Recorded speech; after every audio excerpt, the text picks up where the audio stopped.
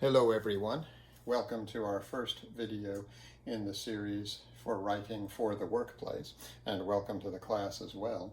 In this video, I want to discuss the first 6 points in Appendix B and the first 6 points in Appendix C, what your book calls grammar rules. They do involve grammar, but probably grammar and style is a more accurate heading that you will be quizzed on soon.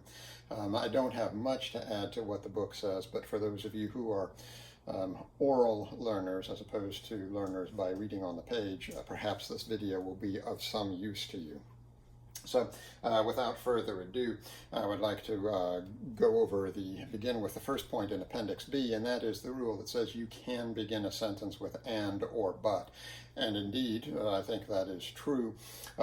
This rule has to do, I think, with what we call registers of formality, levels of diction. If you were to write a formal essay in an advanced English class, maybe in graduate school, perhaps you'd want to avoid using and or but, which we tend to think of as joining phrases or clauses rather than weighty sentences.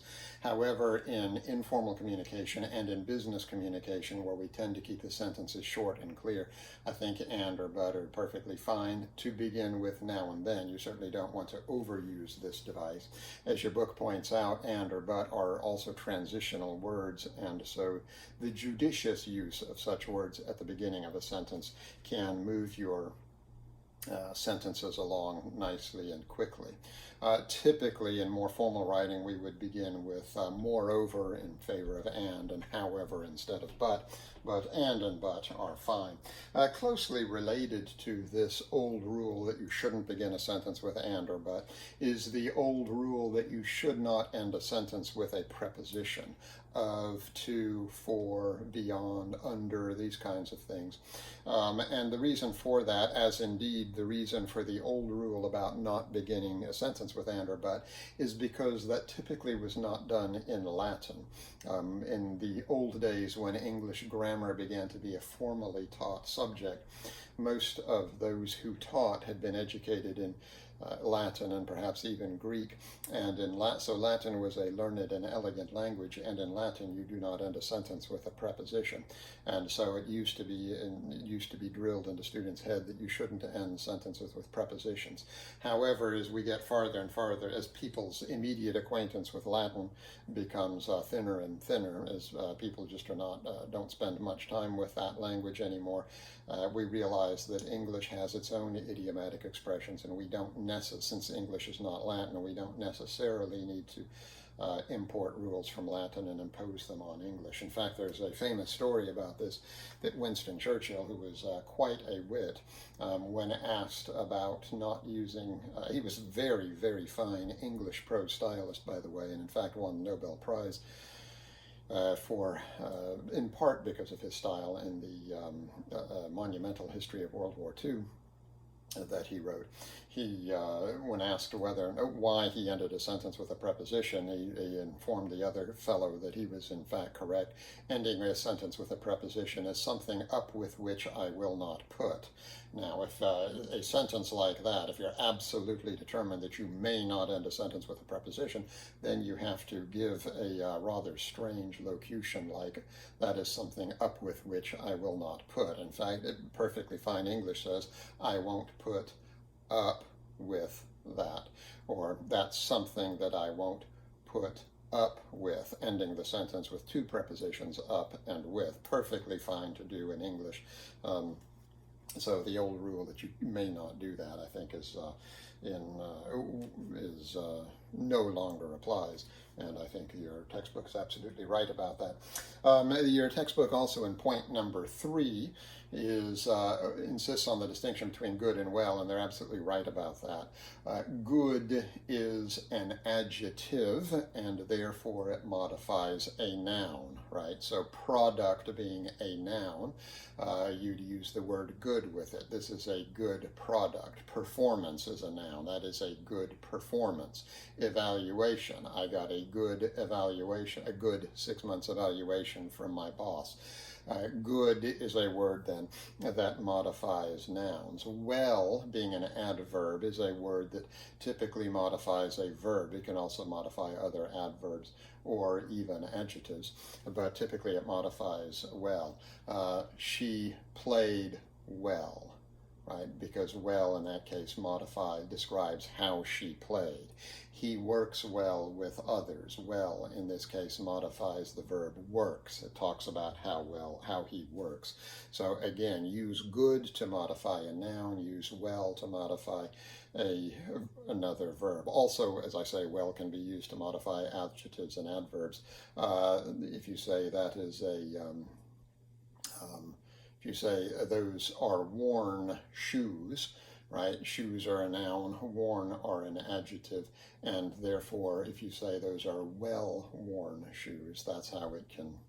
That's how an adverb can modify an adjective.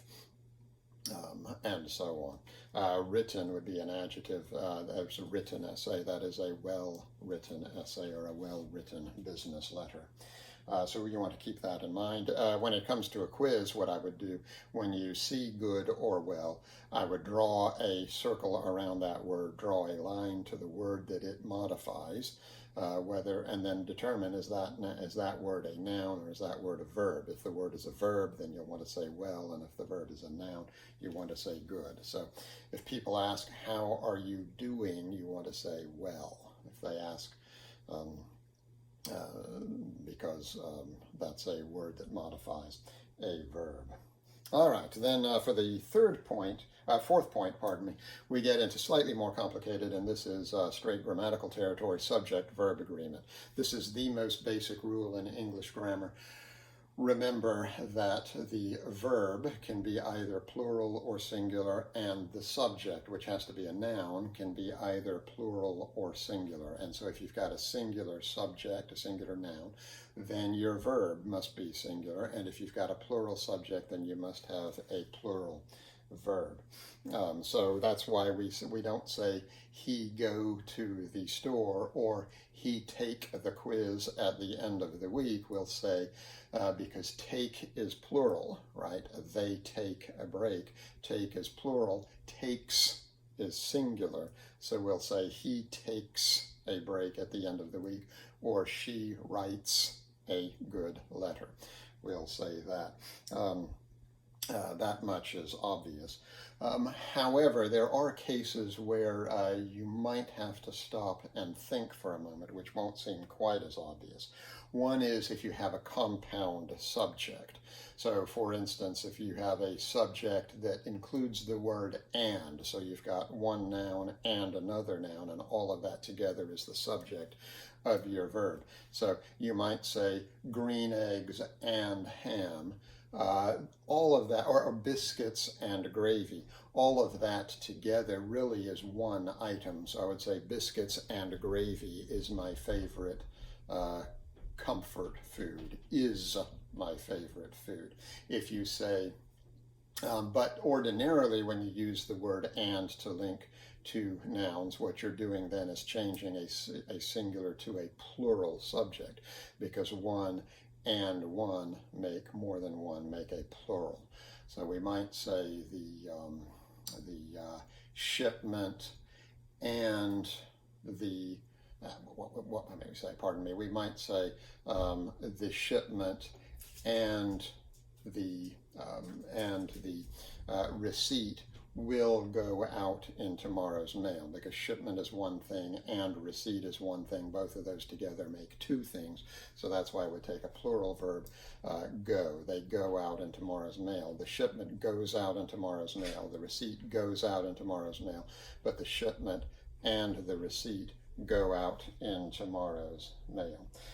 Another area that I have myself problems with, and that is when you have words that intervene in between the subject and the verb.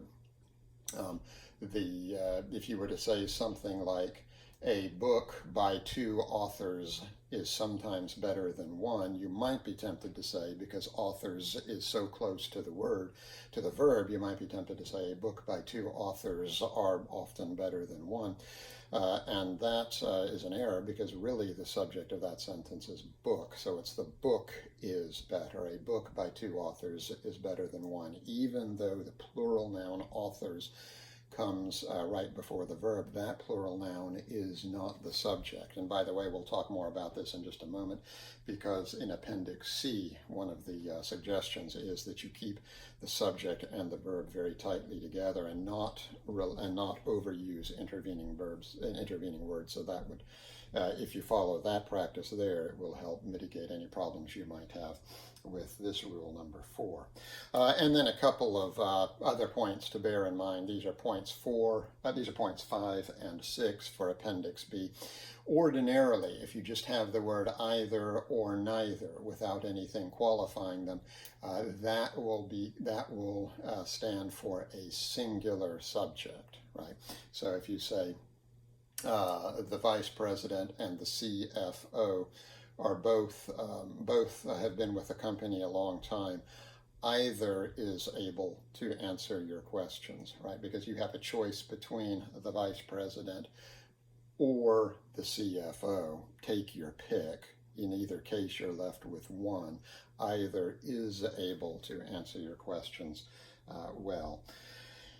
However, if you have either or neither and you spell out the nouns with the either or neither, in some cases you might be faced with a choice then between either a singular or a plural. In a case like this, your verb should be singular or plural depending on which of those nouns is closest to it.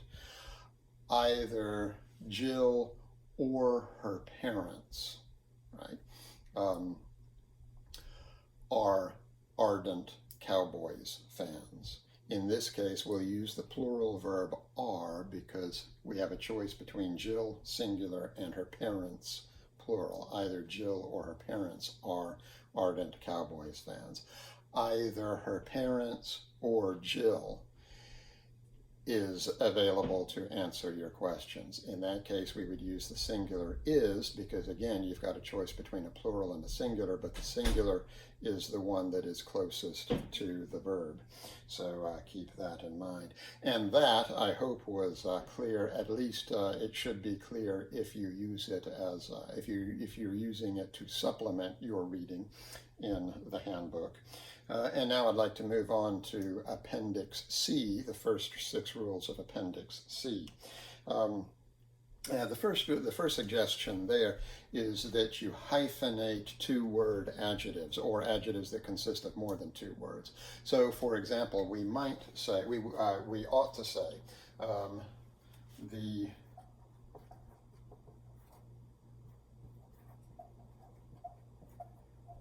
the big green box. In this case, these adjectives do not form a phrase that work together. Both of these adjectives are independently describing box. In other words, the box is big and the box is also green, if that makes sense, the big green box. However, if we say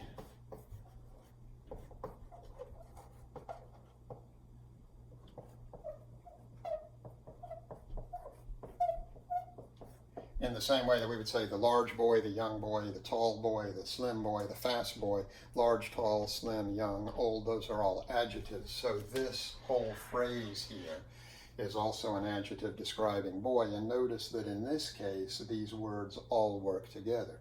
It is not a 12 boy and a year boy and an old boy. It's a 12-year-old boy. All of these words together make up a single adjective. And in that case, you hyphenated a well-written book, right? Because it's not a well book and a written book, it's a well-written book. But an old book, right, or an expensive book, fine. But if you say an old, expensive book, but you hyphenate something like a well-written book, because it's both of those that phrase of two words works together to form one adjective. So be careful about that. The second point they raise in Appendix C is to use the serial comma. So when you've got three items in a series and you're separating them with commas, some handbooks will tell you to put a comma before and the last item. Some handbooks will tell you to leave that off. Your book makes it a hard and fast rule. I can't agree with that, though for the purposes of this class, I will say yes, let's be governed by this book. So when I'm looking for answers on a quiz, I will say yes, use the serial, or sometimes called the Oxford comma. In other words, if you say tomorrow we will send the password, comma, invoice, comma, and order. Right? Some handbooks would say, we'll send the password, comma, invoice, and order. Your handbook tells you to include the comma there, and I'll agree with that. In the end, there can occasionally, once in a while, be a problem with meaning if you leave this comma off. If you don't leave this comma off, if you include the comma, then that clears it up. For instance, we'll leave it at that. So a famous example from years ago, when a woman wrote a very catchy, very nice little handbook, which I'm sure you can find inexpensively online if you're interested in it. The name of the book is called Eats, Shoots, and Leaves. And the problem there was, I don't know, that the panda bear eats, shoots, and leaves. That's very different from saying the panda bear eats, commas, shoots, commas, and leaves. That is to say, he eats something, he shoots people, and then he walks away. Is very different from saying the panda bear eats, shoots, and leaves. So keep that in mind. At any rate, when you've got a series of several items, make sure that you put the comma and before the last one. Obviously not if you have only two, right? Tomorrow we will send the invoice and order. You don't put a comma, but tomorrow we will send the password, comma, invoice, comma, and order. So keep that in mind. The next rule, number 3, no commas with compound predicates. Now the predicate is the part of the sentence that has the verb. So a typical simple sentence will be, tomorrow we will send the password. Fine. But if you say tomorrow we will send the password and await your reply, notice you've got two predicates there. We will send the password and await your reply. If you don't include the subject there in the second, with the second verb, tomorrow we will send the password and we will wait on your reply. If you just say we will send the password and wait on your reply, in that case, you do not separate those two elements with a comma. It will be, we will send the password and wait on your reply. So you would not use a comma in that case. You would if you include the subject with the second verb. In that case, you really have two sentences together joined by and. So you would use the comma there. So be careful about that. The order is ready and will be shipped tomorrow. The order is the subject. Ready is one predicate, and will be shipped tomorrow is another. But those two predicates don't have the subject repeated. So in that case, you don't separate them with a comma. You don't say the order is ready, comma, and will be shipped tomorrow. The order is ready and will be shipped tomorrow. Or you would say the order is ready, comma, and it will be shipped tomorrow, because in that case, you've got two sentences. The order is ready. It will be shipped tomorrow. Two sentences joined by an and requires a comma in between the two. But if you don't have two full sentences there joined by an and, then you do not use a comma to separate those two elements. Apostrophe usage. We'll get into this in more detail in a later video. At this point, it says, do not use the apostrophe to form plurals. Absolutely right about that.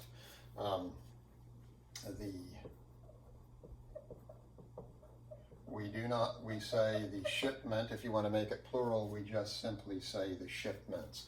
We do not say the shipment apostrophe S. So be careful about that. Some people want to do that. Some people want to put apostrophes there. When it comes to nouns, you use apostrophes only to show possession, right? And when it comes to verb phrases, you use an apostrophe to make a contraction when you're leaving out a letter, like can't, won't, weren't, that kind of thing, for cannot, were not, will not. But to make plural nouns, you do not use an apostrophe. So keep that in mind. For nouns, you use an apostrophe only to show possession, right? The vice president apostrophe S schedule is full next week. The vice president's schedule is full next week. But to say our company has 3 vice presidents, you do not use an apostrophe in that case. There's no possession. So please be careful about that. Point 5 is a stylistic point. Keep your subjects and verbs together. When you have, as much as is possible, keep the subjects close to your verbs. When you do that, you will have a good, your sentences will flow more rapidly and draw your reader on from one to the next. They give a sentence, by the way, that I don't quite agree with here, and that is they begin with Maeve Patterson. The new CEO is, particularly efficient at hiring good folks. I think that's a perfectly fine sentence. Now, they want to say that you should move the intervening section, the new CEO, you should put that at the beginning of the sentence. You could do that. Our new CEO, Maeve Patterson, is particularly good if you want to do that, though that doesn't gain you very much. But the example they give at the end of point number 5, Ms. Peterson, whose leadership at McLaughlin has been credited with turning around that firm, will take the reins here on June 1st. I think that's pretty good English. The way they revise that seems to me is actually a bit more awkward. Credited with turning around McLaughlin Enterprises during her 4 years as CEO, Ms. Peterson starts work here on June 1st. That strikes me as just a wee bit stilted, but typically, but overall, all I think is that that's not a particularly good example, but the rule itself, I think, is a fair one. Try to keep your subjects and your verbs close together. And finally, point number 6, they give you some good advice about using bullets. Bullets can be a good way to arrange items. Notice the last point, a bullet should be a bullet. That is, it should look like this. Now in your word processors, you've got all kinds of fancy square bullets and bullets with shadows and 3-dimensional bullets and all kinds of things. Just the plain old simple bullet. Otherwise, because the point of anything you write is to convey information, is to communicate with your reader, right? So if you've got odd and unusual looking bullets, you're no longer communicating. Your writer then is looking at your bullet and saying, that's strange or unusual, and is no longer focused on the ideas and information you're trying to get across. So be conventional here in your use of bullets. Don't overuse bullets. Don't put everything in bullets. If you do, they lose their effectiveness. The first point, I think, or maybe the second under the use of bullets, keep your bullet points grammatically parallel. That is to say, if your first bullet point is a noun or noun phrase, then your next bullet point should be a noun phrase, and your next bullet point should be a noun phrase. If your first bullet point is a verb or a verb phrase, then you should make your second bullet point be a verb phrase and your third, and so on. In other words, our company is focused on 5 main goals. Bullet point number 1, satisfying the customer. There you've got a verb ending in ing plus its object. So satisfying the customer. The next bullet point should be in roughly the same form. Satisfying the customer, fulfilling orders accurately, responding quickly to any problems, and so on and so on. In other words, satisfying, fulfilling, responding, each of those words in parallel form. So keep that in mind as well. A couple of other points under bulleted items there, which I urge you to read, but that pretty much sums up the reading for this week. I don't want this video to take the place of the reading. There's not much reading. It's not onerous, so you should be guided by the reading. And in fact, the purpose of this video is only to help you along with the reading. What you'll actually be quizzed on is what the reading says. So I hope this video is a good adjunct to the reading, but our main standard by which I judge you on your quizzes will be the reading as well. As always, if you have any questions, feel free to get in touch with me by email at the email address I gave you, s.rslimp@gmail.com. If for some reason I find it's extremely difficult, essentially impossible for me to get into my MSU email, so if you send me an email at msstate.edu, I will not get it. So if you want to be in touch with me, if you need to be in touch with me, either do so by telephone, the numbers I've given you, I'm typically around in the afternoons, or use that email address, once again, s.rslimp@gmail.com. Thank you for those of you who have responded to my request that you be in touch with me so that I could get your email addresses to respond to if I need to be in touch with you. And soon I will post those quizzes for you to respond to. I believe you have until Sunday night, midnight Central Standard Time, either Saturday night or Sunday night. I forget what the syllabus says, but you have a few days to respond to that. I'll get those up soon, and then you will send those back to me by email. And then we'll move forward next week. Thank you for your attention.